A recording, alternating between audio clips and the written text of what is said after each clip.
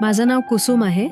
मी छाछले गावची रहिवासी आहे. लहानपणापासून मला चालता येत नव्हतं.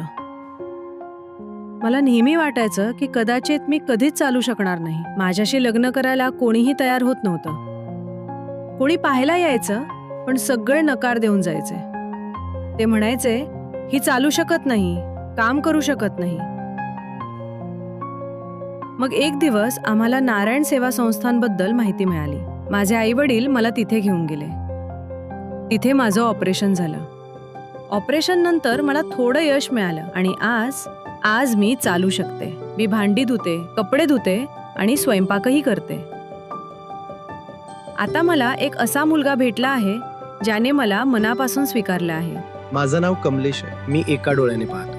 आज मी माझ्या गॅरेजमध्ये मेहनत करतो आणि माझ्या कुटुंबाचा आधार आहे. मग माझ्या आयुष्यात कुसुम आली. मी तिची कमजोरी पाहिली नाही, मी तिचं धैर्य पाहिलं. ज्या ठिकाणी तिला उभं राहायला शिकवलं, तिथूनच आमच्या नव्या आयुष्याची सुरुवात झाली. जर या जन्मात आम्ही भेटलो नसतो तर कदाचित पुन्हा जन्म घ्यावा लागला असता.